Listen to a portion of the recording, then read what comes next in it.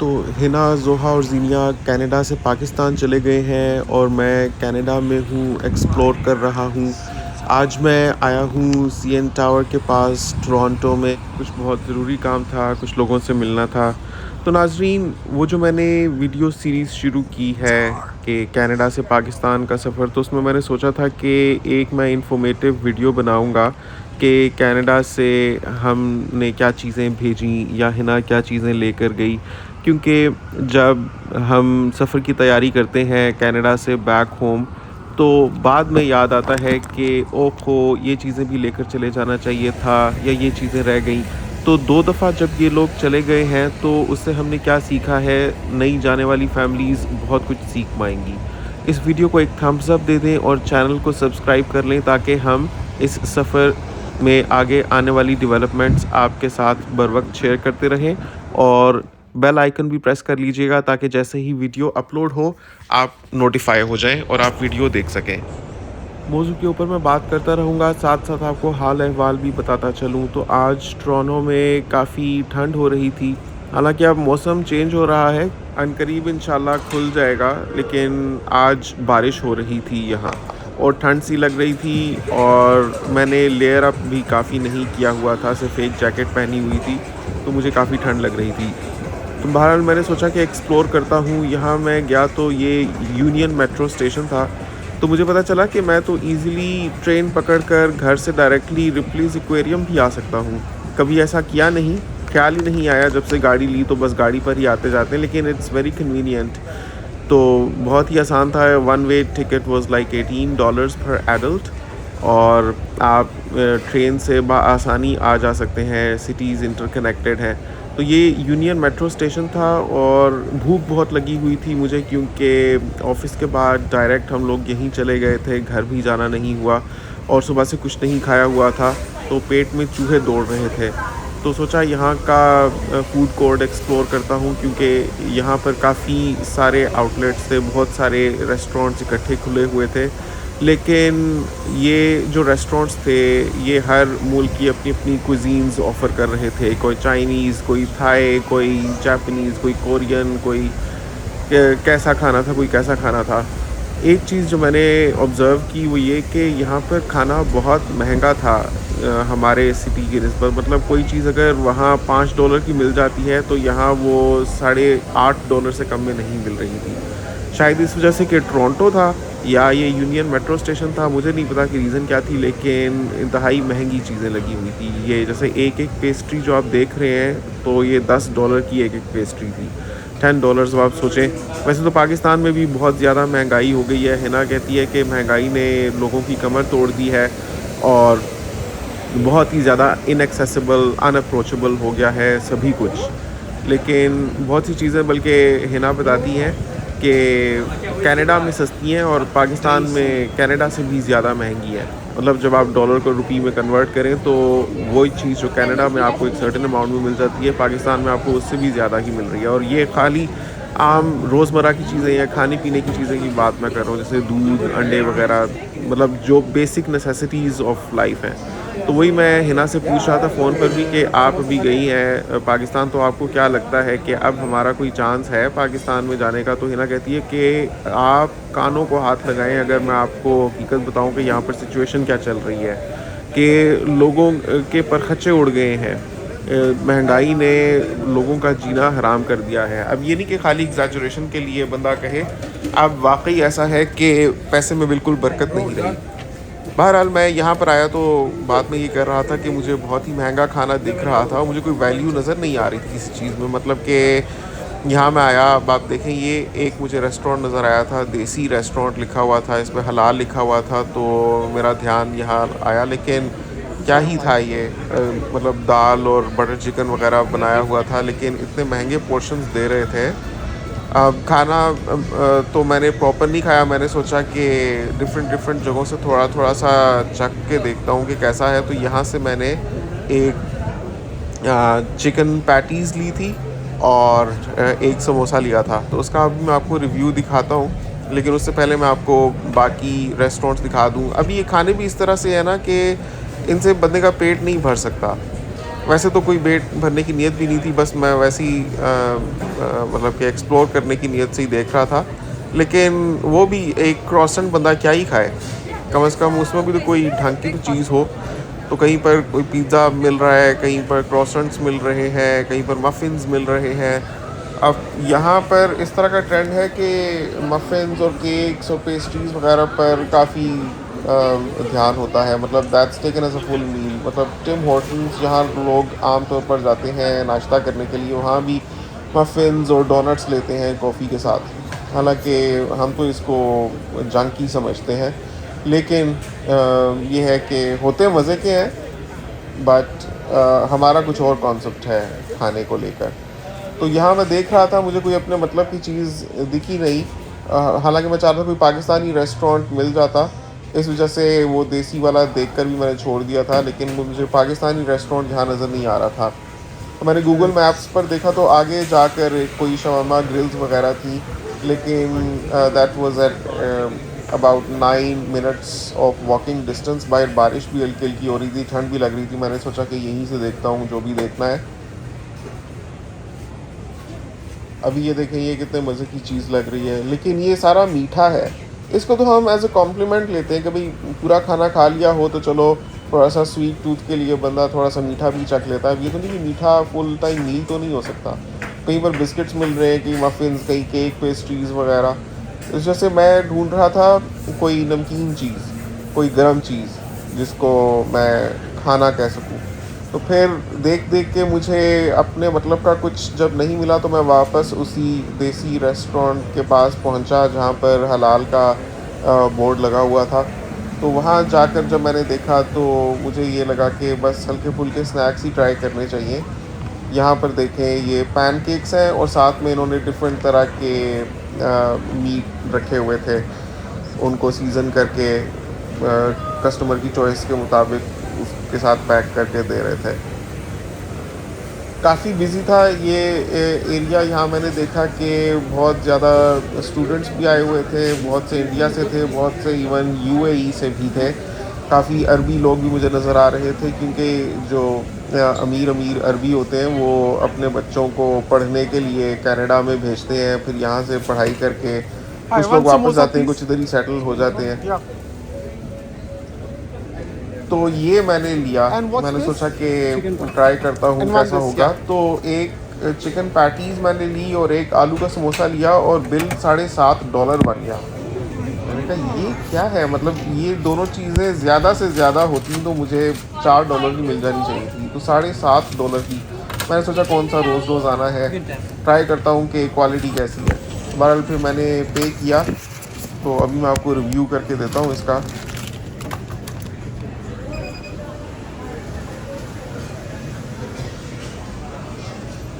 तो Toronto union metro station पर बैठने की जगह बहुत सी है, बैठकर खाओ तो तसल्ली से बंदा खा सकता है, खाने का मज़ा भी आता है। मुझे बहुत बुरा लगता है चलते फिरते खाना, बंदा खाने पर ध्यान ही ना दे सके तो फिर फ्लेवर्स का भी पता नहीं चलता। तो ये थी काफ़ी अच्छी, फ्लेकी, गर्मा गर्म और अच्छी ताज़ी बनी हुई थी, मज़े की थी। और पोर्शन साइज़ भी अच्छा था, मतलब एक ये चिकन पैटीज़ खाकर ही मेरा काफ़ी पेट भर गया था, लेकिन महंगी थी वैसे।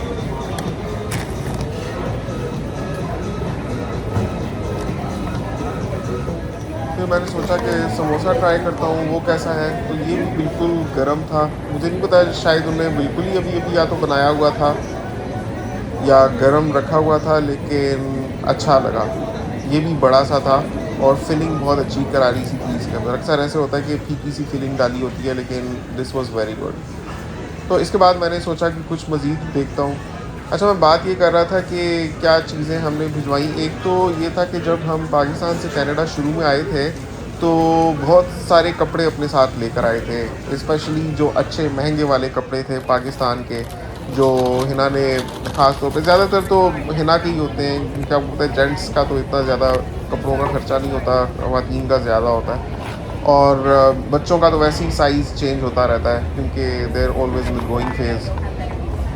तो उस वक्त हिना के कपड़े काफ़ी ज़्यादा थे और काफ़ी अच्छे अच्छे, मतलब महंगे वाले थे। तो यहाँ ले आई थी कि इधर पहनने होंगे, लेकिन पता चला कि कनाडा के लाइफ में पाकिस्तान के कपड़ों का कोई काम नहीं है। क्योंकि पाकिस्तानी कपड़ों का पाकिस्तानी कल्चर, पाकिस्तानी लाइफ़स्टाइल के साथ काफ़ी हद तक ताल्लुक़ है, जबकि Canada provides a very different kind of lifestyle. तो वो इधर बिल्कुल भी यूज़ नहीं हो रहे थे, बल्कि हमें बस सँभालने पड़ रहे थे। तो पहले तो हमने सोचा कि एक कंटेनर करवा के उन सबको पाकिस्तान भेज देते हैं, फिर सोचा कि जब खुद ही जा रही हैं तो अपने साथ पाकिस्तान ले जाएँ। तो वो हमने सारे भिजवा दिए। सेकेंडली ये कि बच्चों के लिए हमने खाने-पीने की काफ़ी चीज़ें भेजी हैं। तो यहाँ मैंने सोचा कि एक मैकडॉनल्ड से मैं फिलेट ऑफ फिश का बर्गर ले लेता हूँ, क्योंकि वैसे तो चिकन, मीट वगैरह हलाल नहीं होता, लेकिन मछली तो हलाल ही होती है। तो इनका जो फिलेट ऑफ फिश बर्गर होता है, अच्छा होता है, लेकिन काफ़ी माइल्ड से स्पाइसेस डाले होते हैं। बर्गर बन काफ़ी सॉफ्ट होता है इनका। साथ में मैंने फ्राइज़ और एक वो ड्रिंक ले ली थी, तो ये भी मुझे $14.5 का पड़ा। तो मुझे बहुत ही महंगी डील्स लग रही थी। खैर, उसको फिर खाने के बाद मैंने थोड़ा-सा सोचा कि बाहर जाकर मैं वॉक करता हूँ, देखता हूँ मौसम कैसा है और यहाँ आस-पास कौन-कौन सी चीज़ें। तो यहीं करीब में रॉजर्स सेंटर भी है, जो बहुत मशहूर है। यहाँ जब भी कोई बड़े-बड़े कॉन्सर्ट्स होते हैं, हॉलीवुड से भी सिंगर्स वगैरह आते हैं, तो वहीं पर अपना कॉन्सर्ट करते हैं। तो रॉजर सेंटर था यहाँ पर, उसके साथ ही रिप्लीज़ एक्वेरियम था। लास्ट टाइम जब हिना, ज़ुहा और ज़ीनिया पाकिस्तान से आए थे, तो हम रिप्लेस एक्वेरियम ऑफ कनाडा भी गए थे और वहाँ बहुत ही ज़बरदस्त किस्म के उन्होंने आबी जानवर रखे हुए हैं और शार्क्स फुल साइज़ और बहुत बड़े-बड़े एक्वाटिक एनिमल्स। बहुत मज़ा आया बच्चों को देखकर, क्योंकि हमेशा कहानियों में शार्क्स के बारे में सुनती रहती हैं बच्चियाँ और कार्टून्स में देखती हैं। जब बल्कि शुरू से बहुत फ़ैसिनेशन थी शार्क के साथ। आपको पता है कि इतनी वो फ़ेमस एक पोएम है, baby shark do do do do do do. तो उसके स्टेप्स पर ये लोग बहुत ज़्यादा एन्जॉय करती थी। तो they got to see sharks real life में प्रीटी क्लोज, तो इनको बहुत ही एडवेंचरस लगा। तो रिप्लेस एक्वेरियम ऑफ कनाडा भी यहाँ करीब ही है। वैसे तो आप वीकडेज़ में भी जा सकते हैं, लेकिन we went over a weekend. तो बल्कि उस दफ़ा जब हम गए थे, तो बाद में हमें बिल भी आया था। पता चला कि हमने वो हाईवे 407 से भी गुज़रे थे कहीं हम, तो उसकी वजह से हमें बाद में उसका बिल भी आया था। तो उस टाइम से we tend to make sure कि बस एक फ़िल्टर लगा लें मैप्स पर जब भी हम डेस्टिनेशन को सेट करते हैं, कि हमें उससे लेके जाने की ज़रूरत नहीं, हमें कोई जल्दी नहीं है, हम एंजॉय करने के लिए निकलते हैं, तो बेशक वक्त लगता है तो लग जाए। बहरहाल आई फिगर्ड कि मेरे घर से इधर बहुत ही आसानी से आया जा सकता है बस के ज़रिए भी। डायरेक्टली इधर यूनियन मेट्रो स्टेशन पर आकर उतारेगी एंड वॉकिंग डिस्टेंस पर है रिप्लेस एक्वेरियम ऑफ कनाडा। तो इंशाल्लाह ताला मैं सोच रहा हूँ कि जब ये लोग वापस आएंगे तो हम एक ट्रिप प्लान करेंगे कि ट्रेन के ज़रिए अगर सफ़र किया जाए तो वो कैसा एक्सपीरियंस होता है, क्योंकि ऑब्वियसली काफ़ी डिफरेंट लगता है। मुझे आदत है, दुबई में जब मैं रहता था तो बहुत ज़्यादा कम्यूटिंग होती थी मेट्रो के थ्रू, बसेस के थ्रू, जो मेट्रो ट्रेन के थ्रू। मतलब एक स्टेशन से दूसरे पर जाना, दूसरे से तीसरे पर जाना, तो बहुत आसान हो जाता है।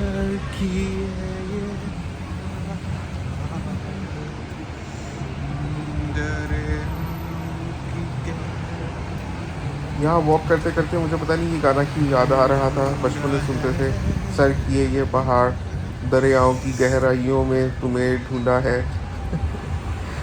एनीवेज, अच्छा, उसके अलावा हमने बच्चों के मतलब खाने पीने की जो चीज़ें पाकिस्तान में काफ़ी महंगी मिलती हैं और इस क्वालिटी की नहीं मिलती जैसे कनाडा से, तो वो हमने भिजवाई हैं, क्योंकि वो उनकी हिली हुई है। जैसे चीज़ है, पाकिस्तान में काफ़ी महंगा है, लेकिन कनाडा में बहुत प्रीमियम क्वालिटी का काफ़ी अच्छा मिलता है, तो वो मैंने भिजवा दिया था। साथ में मिलती है कॉस्को से ब्राउनीज़, उनके बॉक्सेस होते हैं और एक एक के अंदर कोई 40-50 ब्राउनीज़ होती हैं और वो बाइट साइज़ होते हैं, उसको 2 बाइट्स कहते हैं।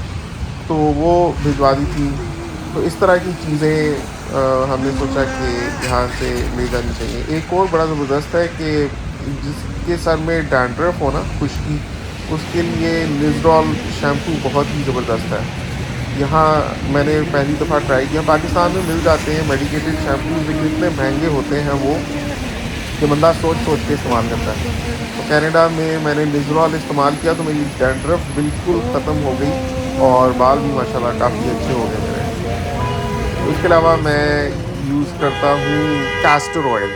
कैस्टर ऑयल है तो ऑयल, लेकिन वो इतना थिक होता है कि जैसे पिघली हुई जेल, आप समझते हैं, मतलब जेल थोड़ी सी हार्ड होती है, ये उससे नरम होता है, लेकिन ऐसे लगता है कि कोई बहुत ही सॉलिड सी चीज़ को पिघलाया हुआ है, जैसे मेल्टेड वैसलीन या मेल्टेड जेल टाइप कंसिस्टेंसी होती है उसकी। तो उससे भी बालों में बड़ी अच्छी शाइन और एक स्ट्रेंथ आती है। तो कैस्टर ऑयल मैं यूज़ करता हूँ काफ़ी। फिर मैं वापस आ गया यहाँ वॉक करने के बाद। पहले मैं एग्जीबिशन पर चला गया था बाय द वे, वहाँ पर कुछ वक्त मैंने स्पेंड किया था। फिर उसके बाद मैंने ये अपना इंडिपेंडेंट जर्नी स्टार्ट किया था। अब यहाँ से प्रेट्ज़ल्स मिल रहे हैं, लेकिन ये एक एक प्रेट्ज़ल 6-7 का है। अब प्रेट्ज़ल क्या है, डबल रोटी सी ही होती है। तो मुझे ये भी होता है कि बाहर से मैं जब भी कुछ खाऊं तो वो ऐसी चीज़ हो जो घर में मैं ख़ुद बना ना सकता हूँ, तब तो वैल्यू है। वरना अगर मुझे पता है कि घर में जाकर मैं वो बना पाऊँगा, तो मुझे पता है कि जितनी अच्छी चीज़ मैं खुद बना सकता हूँ उतनी बाहर वाले मुझे क्या ही देंगे। तो बाहर से मैं ऐसी चीज़ें लेना पसंद करता हूँ जो मुझे होता है कि कंफर्म मैं घर में खुद नहीं बना पाऊँगा। तो ऐसी कोई मैं चीज़ ढूंढ रहा था। वैसे तो अब काइंड ऑफ पेट भर ही गया था। चलते चलते मैंने देखा कि यहाँ से शवरमा भी मिल रहा था। अगर मुझे पता होता कि यहाँ से मिल रहा है तो पहले ही मैं उधर ही आ जाता और वहाँ से आकर एक सीधा शवरमा ही खा लेता। वो रीज़नेबल प्राइस पर भी मिल रहा था, मतलब $10 का ही मिलता है, तो यहाँ भी 10 का ही मिल रहा था। और शवरमा एक अच्छी चीज़, मतलब मज़े की चीज़ होती है, सेटिस्फाइंग। आप एक ले लेते हैं, आपको लगता है कि आपने कुछ खाया है। तो वो मक डील तो बस मत ही पूछें। और उससे पहले तो हल्के फुल्के स्नैक्स ही लिए थे। तो इनके जो शवरमास थे काफ़ी तरह के थे, उसमें फ्लेवर्स। तो मैंने सोचा अगर ऐसा करते हैं ना ये, कि मुझे बीफ और चिकन का मिक्स करके बना दें, मतलब हाफ़ बीफ और हाफ़ चिकन, क्योंकि I wanted to try both, तब मैं ले लूँगा। वरना almost my appetite was satisfied already. अभी मुझे मज़ीद खाने की ख़ास ज़रूरत नहीं थी। तो मैं मेन्यू देख रहा था। उसके बाद मैंने इनसे पूछा अगर ये मुझे बनाकर दे देंगे half beef and half chicken, लेकिन उन्होंने कहा कि वो इस तरह से बनाते हैं कि वो 2 फ्लेवर्स एक में कंबाइन नहीं कर सकते। मैंने कहा कुछ रहने दें।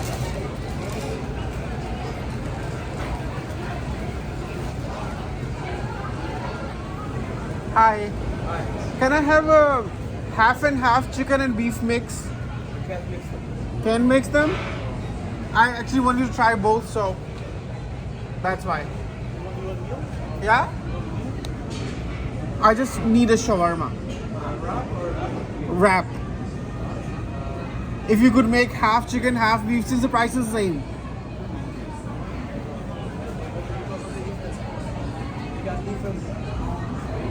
Okay. Oh, okay. वैसे मुझे समझ नहीं आया कि ऐसा ये क्यों ही नहीं कर सकते थे। बंदा अगर बनाने को आए तो इजीली बना सकता है। अगर मैंने खुद सैंडविच बनाना हो तो मैं हाफ़ चिकन का हाफ़ ट्यूना का बना सकता हूँ। बहरहाल फिर मैंने सोचा कि कॉफ़ी ले लेता हूँ। उसके बाद मैं फिर टिम हॉर्टन्स गया, वहाँ से मैंने ये वाली कॉफ़ी ली। ये काफ़ी ज़बरदस्त थी और इसको पीने में मैंने काफ़ी टाइम लगाया। मैं आराम से बैठ गया एक कोने में, साथ में मैंने वीडियोस देखी, साथ में मैंने कॉफ़ी पी।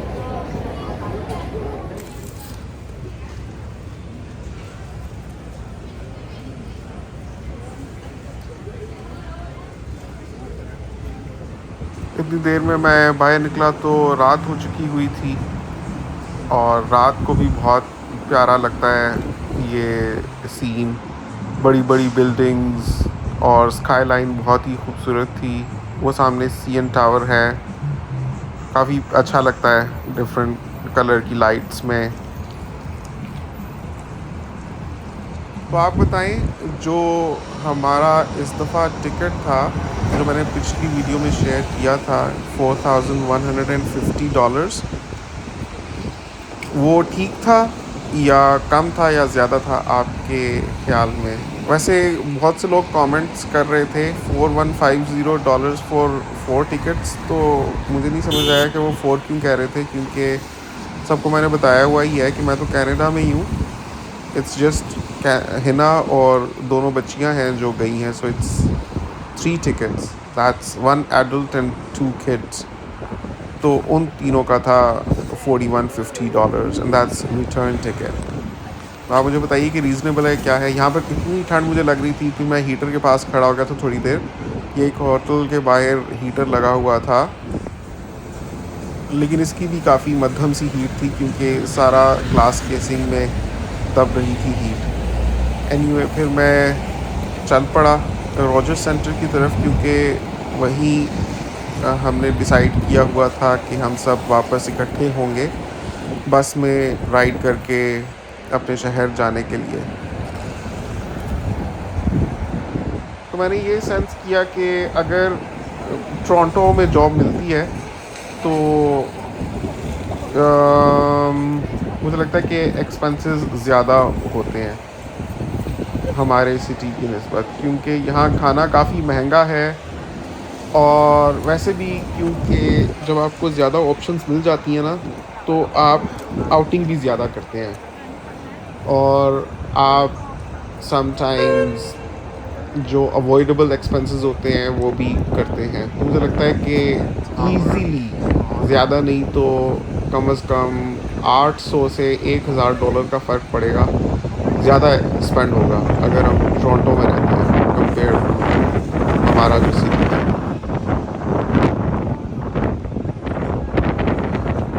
चलें, आपसे मुलाकात होती है इंशाल्लाह अगली वीडियो में। अपना बहुत ख्याल रखिएगा, चैनल को ज़रूर सब्सक्राइब कर लें। आपसे मज़ीद अपडेट्स शेयर करूँगा जो हिना ने मुझे बताई हैं पाकिस्तान के ट्रिप के बारे में, तो देखने के लिए चैनल को सब्सक्राइब ज़रूर कर लें। See you in the next video, until then take care, Allah हाफिज़।